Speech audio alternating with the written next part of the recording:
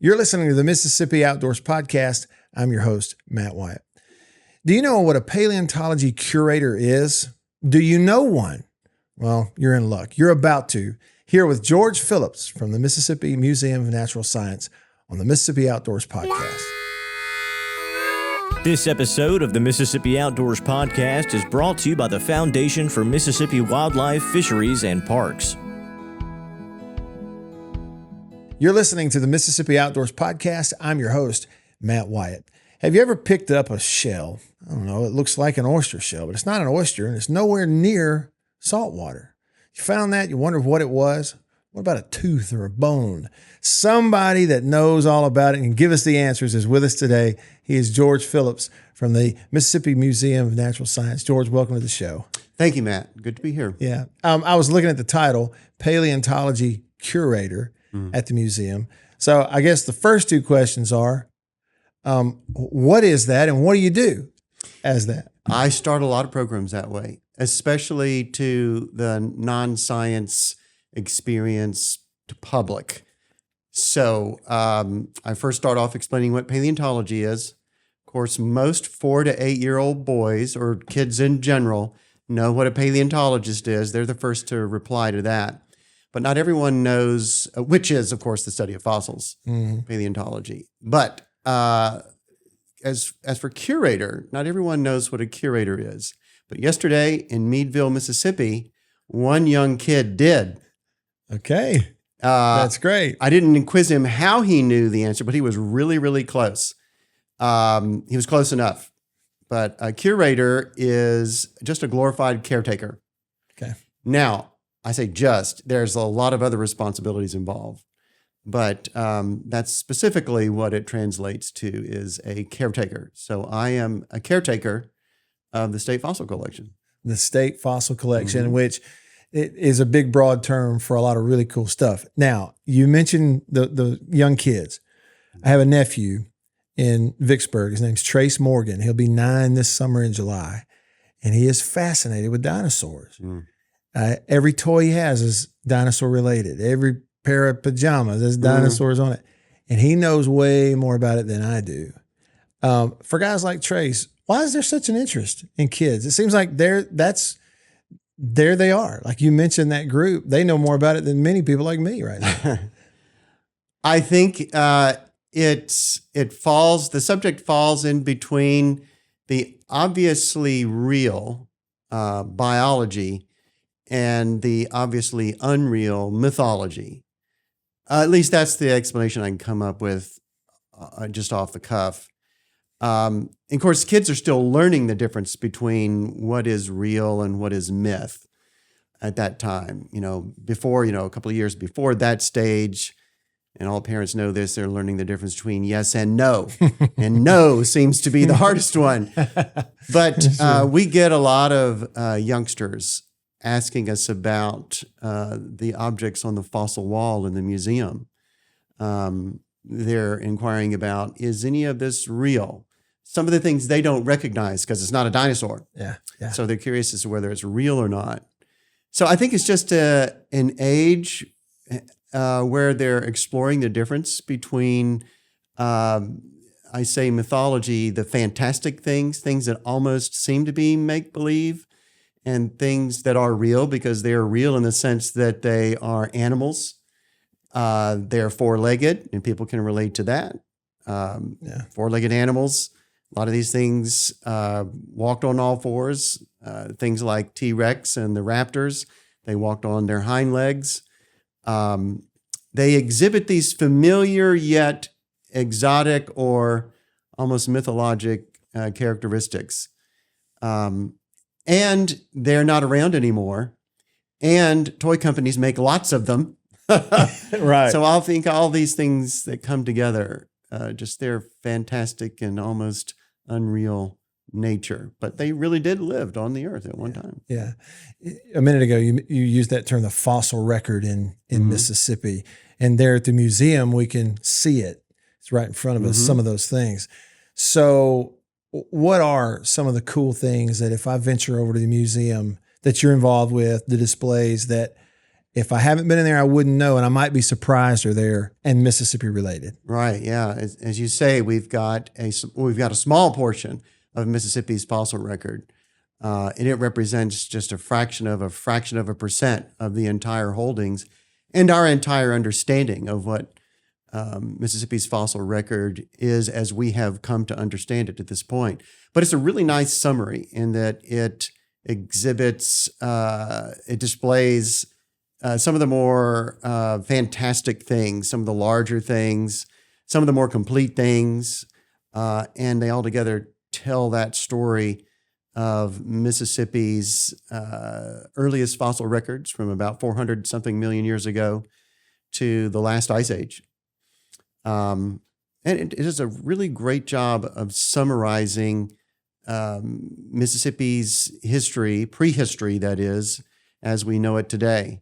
There are quite a few things missing that we've learned that were here that were not included in our original understanding. Just in the 20 years since I've been here, we found so much more in terms of maybe not magnificent dinosaurs, although we do have a couple of new dinosaurs, but with respect to all the animals and plants in general, we're learning more and more about the diversity of Mississippi's fossil record. That is, the fossils, the record of fossils stored in Mississippi's sedimentary rocks, right underneath the soil you stand right now. What's the most, unbelievable is maybe not even the right word, but the most shocking or awesome fossil that you yourself have come across? It's hard to pick one in particular. I think of all the fossil whales that we've excavated over the years. I think of all the lowly sea creatures. I say lowly sea creatures, the things that I spend most of my time researching. Those things are really fascinating to me because they're integral to my research, but they're not necessarily neat to the general public. Yeah.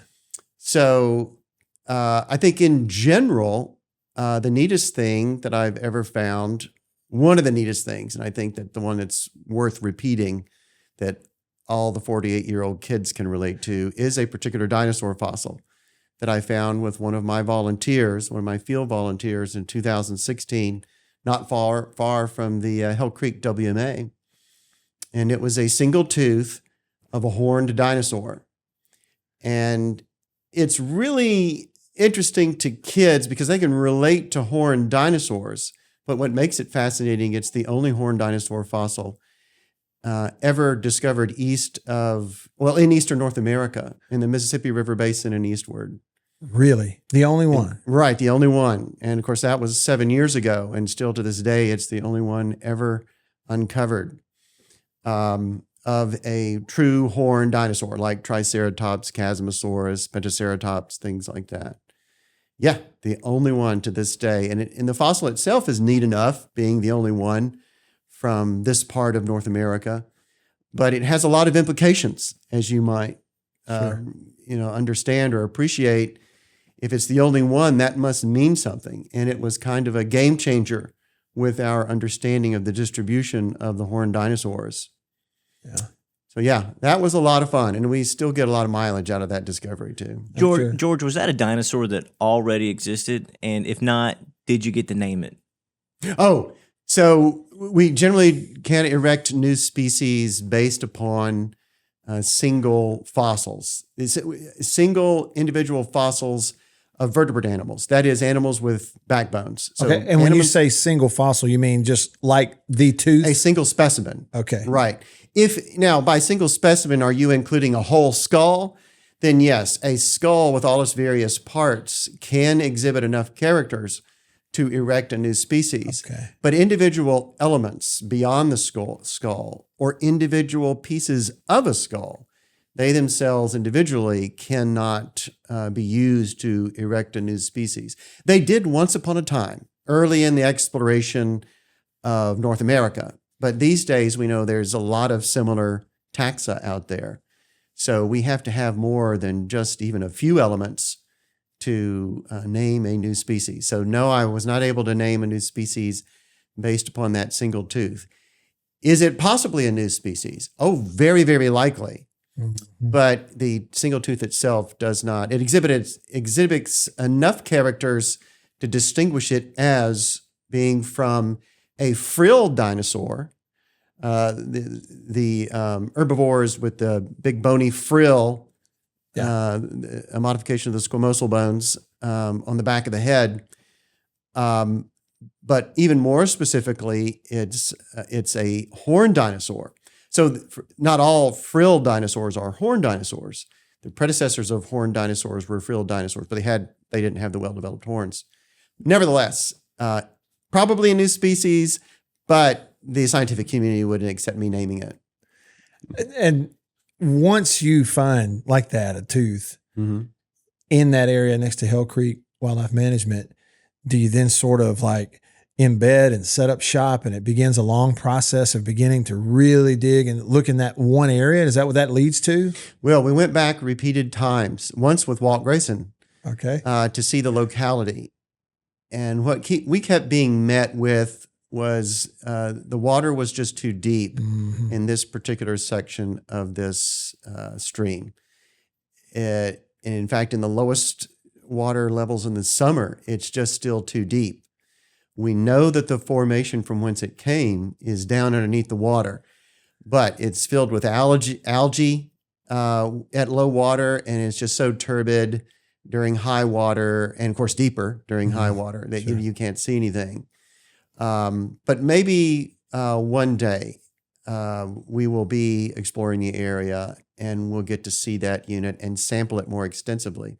But the fact of the matter is, we see that unit, that particular formation, at multiple locations in Union County and in Tippah County. And we've been exploring that formation for years because it extends over at least 2.5 counties along the Pontotoc Ridge, all the way down to Pontotoc. Very cool. However, we've never encountered any other dinosaur fossils in that unit. But, the hope is still there, and we still explore it every year. Yeah, sure. Really cool. George, how did you become a biologist and ultimately paleontologist? How'd that start for you? So I started out in the biology program at Mississippi State University many years ago, and was sort of torn between veterinary medicine and something like paleontology, something that was more frivolous, something more intellectually based. But yeah, I'd always had since I was a kid, I kind of wanted to become a paleontologist, but I never took it very seriously. So the semester I was really considering going into pre-vet, I made a really bad score on an animal physiology exam. And I think some other things, the back of your mind telling you, man, you need to live your dream. Yeah, sure. And everything just came together that semester, and I decided that I'm going to stay on a biology track. I'm going to finish the biology degree, and I'm going to start my double major in geology. And so I started the geology track. Most students either major in one or the other, geology or biology. But I loved school so much that I took way too many hours, and I spread it across a double major, taking as many courses as I possibly could. And some of the courses were only taught like every other year. And so that delayed me a little bit too. So I ended up spending 5 years, and I was putting myself through college too. Okay. It started off as part-time. And so it ended up being 5 years. Then I went on to a graduate degree in geology. But I was getting old by that time and too old to seriously consider pursuing a PhD. And the Museum of Natural Science offered me the job in Mississippi. So I was anxious to return from North Carolina to accept the job down here. Yeah. Now, and Chip was discussing earlier too, he knew a little bit about your history. At some point there was a transition for you, right? Occupationally from the farming world into this field. Take me back to that and kind of fill me in. How'd that happen? It either precedes a transition or really early early on in the transition where I was first inspired by one of my father's employees on the farm. He was, as you say, a farmhand, but he took really good care of my brother and I and saw that we were constantly entertained, including entertained with some of the treasures he used to find when he'd go off on his breaks. Just browsing the plowed fields, looking for Native American artifacts or rocks of any sort, nearby ditches and streams. And finally, one day, my brother and I were curious enough to wander off with him and see how he was finding all these things. And of course, my dad and my mom, to some degree, had encouraged us with interests in history. Pretty much all of us, particularly myself. And my dad raised us in the outdoors. We were hunting I was hunting before I was fossil collecting. And so it was this man, his name was Charles James of Artesia, Mississippi. And Charles, like I say, he made sure that I knew how to find these things. And it sort of grew from there. And so I acknowledged him greatly in my master's thesis for all the many hours he put into showing us how to find things. Yeah. And so that's where it began. And then I later met a geologist in Columbus at the time. He sort of mentored me, but really it was Charles James who was my original mentor. But an academic mentor would have been Dr. Jack Kay of Columbus. And we would often go into his basement to see the many things he'd found over the many decades since the late 1950s. And in a sense, I'm continuing a lot of the work that he's started. He was a geologist and to some degree a paleontologist. And so I continue. His work focused on the Black Belt, between the Flatwoods to the west and the Tennessee Tombigbee Hills to the east. I still call it the Tombigbee River, but it divides, the Ten Tom, as it's called today, divides those two regions, the Tombigbee Hills and the Black Belt. So I spent a lot of time growing up in that region, and that was the region that Dr. Kay was most knowledgeable about. And so those were my two main mentors, outside of course, my father and any of the other, minor players who played a role in my encouraging me along the path that I live today. What's every day sort of like for you at the museum? It's nonstop fun and learning. Okay. It really is. There's the hectic pace, and I create a lot of the pace for myself. I have somewhat of an autonomous position, although once the public finds out, or maybe my supervisor finds out how autonomous it is, they may check that a little bit. You might ask Chip to edit that out. Edit that out. Yeah. But no, I'm sort of the caught in between education and research, although I belong to research. The position originally grew out of the educational program. Interests in fossils coming from the educational program. And of course, the previous director, Libby Hartfield, played a large role in creating that position many years ago. In 1978, in fact, is when the paleontology program was created at the Museum of Natural Science. And most of the job is devoted to research. So I'm processing a lot of samples day to day and working on collaborative research. But, somewhere between, about 15%, I think is fair, of my job is devoted to education, doing outreach programs. Like in Meadville yesterday, I did a summer reading program. But while there, everywhere I go, I'm also doing research, meeting with landowners, which I also did yesterday. So I'm usually killing two birds with one stone, although I don't kill birds anymore. But I do hunt fossils. Okay. Fossil birds. So I was doing research. And in fact, everywhere I go, it's all about education because people want to know what I'm doing, even if the goal is research. Yeah. I have to meet with landowners. I'm meeting with the public. I mean, all of us do, all of the conservation research biologists and the others, because that's what I am. I'm a CRB is my classification. But all of us, generally everybody with the agency, whether you're a researcher or not, you're doing some level of education. And I enjoy it. because I get to see things. Sure. We have a big outreach program every year at the museum on site, and we have small satellite programs throughout the state during the course of the year. But at the museum in March of every year, we have the big Fossil Roadshow. And so that's a great opportunity to educate the public on the fossil history of Mississippi, as well as identify things for public. Sure. And we have similar shows, but smaller shows in New Albany, Mississippi, Tupelo, Mississippi, trying to get one started in Meadville. Yeah. I was going to ask, is there a basement at the museum with like really cool double secret fossils and things and a collection that's back there? Well, they haven't allotted me that much space to have a basement. We do have a dungeon that is currently a functional storage area, and I have a little space in that. And it does have a giant marine lizard embedded in a big block of shale in my little space down there in the dungeon.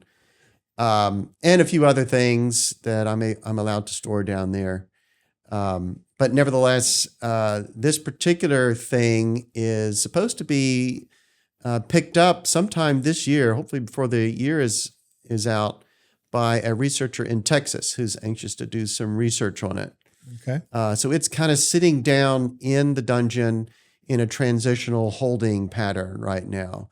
It's really too big to bring in the lab right now. In the 24 years now since we've been in the new museum, I've outgrown my space. We went from, when I was hired on in 2003, we started with not quite 3,000 specimens, all told, including that which was not cataloged. Today, we have over 96,500 specimens. Wow. In just half the amount of time that the program has been around. That's incredible. So the collection grew very slowly in the first 20 years. But I solved that in the last 20 or so years. But yeah, no big secrets except for the big lizard in the basement. But lots of interesting little secrets and stories that I love to share in the bowels of the collection upstairs. That's really cool. Okay, novice question, but here goes. What kinds of dinosaurs lived in Mississippi? Novice, broad question. How would you answer that? In fact, I can't be any more specific than that. Okay. Because they're just fragments. And we don't know many details about these fossils. Okay. The 5 major groups of dinosaurs that we've found over the years, for the longest time, the most abundant of them were the duck-billed dinosaurs, the hadrosaurs. Those are generally found in deposits offshore, deposits that were laid down on the continental shelf, but some distance from shore, in deeper water offshore. But in the late 90s, before I came to the museum, and into the late 2000s, we started accumulating fossils from a particular location in Columbus that represent shore deposits, where we were finding a preponderance of ornithomimosaurs, the ostrich mimic dinosaurs. Okay. We'd never found these dinosaurs previously outside of similar deposits and just 1 or 2 bones in Amory, Mississippi, when they were building a lock and dam in the 80s. And by we, I mean mostly my predecessors. But it wasn't until the channelization of Luxabalila Creek in Columbus in the late 1990s, mid-1990s, and the erosion of the channel following that in the late 90s and the early 2000s exposed a bone bed, a veritable bone bed of shark teeth and an incredible amount of dinosaur fossils. Now, not the abundance that you see out west in those deposits, but really abundant for our marine. So we have dominantly marine deposits here. And I probably don't have time to go into it, but there are no marine dinosaurs. There's lots of osaurs, things with osaurs as a suffix in the jargon, but they're not dinosaurs. Dinosaurs are a specific group. Giant marine lizards, the mosasaurs, those are not dinosaurs. Anyway, back to Luxapalata Creek, it had a relative abundance of dinosaurs, and particularly these ostrich mimics. And we published on those just a couple of years ago. There are apparently two different types of dinosaurs among that population, basically a large-bodied one and a small-bodied one. And so, okay, so that's two of the 5 groups. Another group is we did have tyrannosaur-like dinosaurs, but we only have a couple of elements. The most important one resides in a collection. And I never was able to get it to donate. It belongs to a young man who doesn't live in Mississippi anymore. We can't publish on things that are in private collections for obvious reasons. But we do have a couple of specimens in the museum collection of these tyrannosauroids. Fourthly, we have raptor dinosaurs, the dromaeosaurs, like Velociraptor, Sauroornitholestes, and those types of dinosaurs. We have teeth of those and a few bones, fragmentary bones. And of course, the 5th type of dinosaur we had was the one that I mentioned earlier, the horned dinosaur. Obviously, only one of those. So we had those five types of dinosaurs: the duck-billed dinosaurs, the ostrich mimic dinosaurs, a type of tyrannosaur, the raptor dinosaurs, and the one triceratops-like tooth. Very cool. You mentioned private collections. Have you ever gotten a phone call or someone reached out to you, like a landowner or maybe a hunter, someone that's just out, walking around the creek that said, "Hey, I've come across something that maybe you need to see, and I don't know what this is." Do you get those kinds of calls? I get all kinds of calls. Just like any person that works in our agency, you get very sane phone calls and you get bizarre phone calls. And I won't go into the variety of bizarre phone calls that we get from the public. But we have had landowners report, and just collectors, rockhounds, report things. And of course, obviously, if it's just a collector, we have to also get landowner permission for obvious reasons before we can go on the property.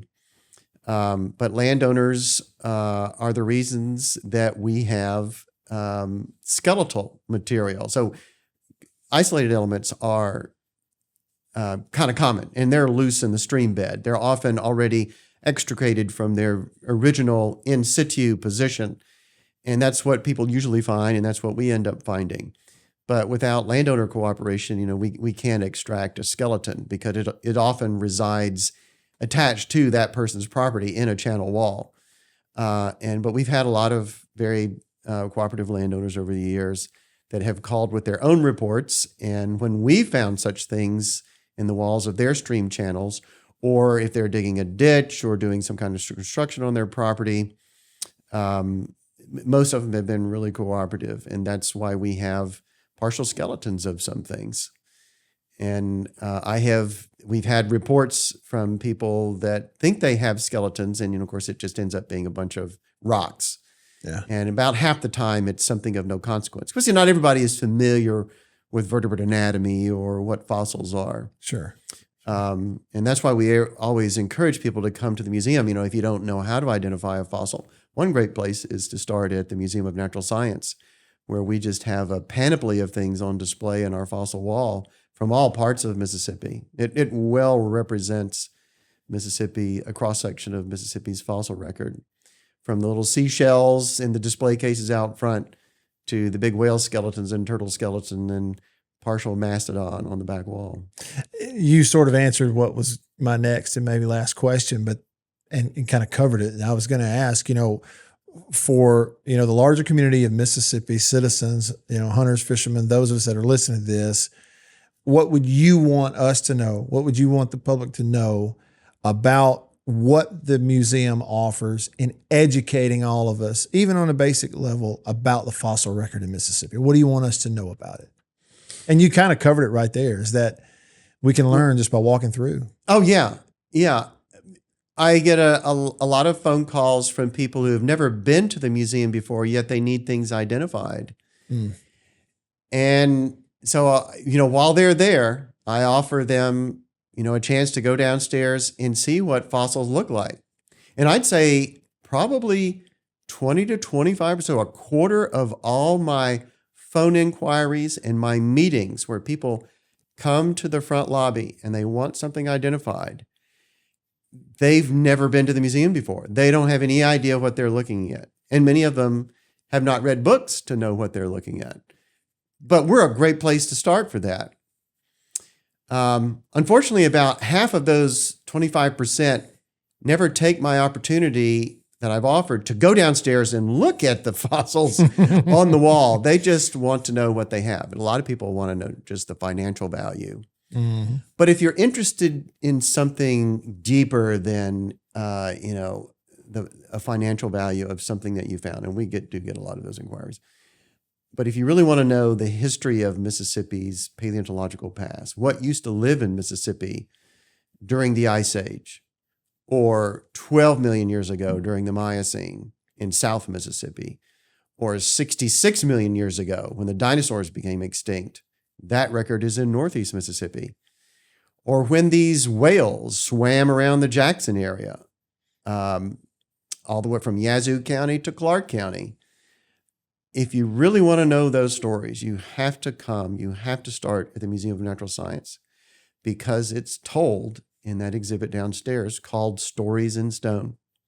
We all call it the Fossil Wall, and the adjoining Sloth Island, where the big sloth and saber-toothed cat sit. And then off in the distance, the biggest of the two whales. The Story in Stone, the fossil exhibit, tells that story in wonderful summary. And we have people visiting time and time again to digest that information, from kids to adults. Yeah. And occasionally they find something.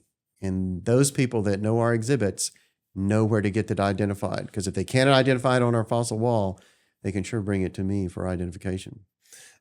You said whales swimming around Jackson. That phrase, I thought about the line from the movie. You had my curiosity. Now you've got my attention. Well, it's not the reservoir. Right, and not the reservoir. Well, George, and as I hear you talk, I have a hard time imagining a better ambassador for the museum than you, because, I know you're not here to get patted on the back, but honestly, my observation is your not only knowledge, but sort of passion and belief in that knowledge and in this information is so evident. Well, I appreciate that. I have the feeling we could just keep going and going if we wanted to, couldn't we? Well, you don't really have to be enthusiastic to encourage people in paleontology, because, okay, come on, dinosaurs. Yeah. Everybody gets excited about that. Sure. So I guess I just stay excited about fossils. Very cool. Thanks for being here. Thank you, Matt.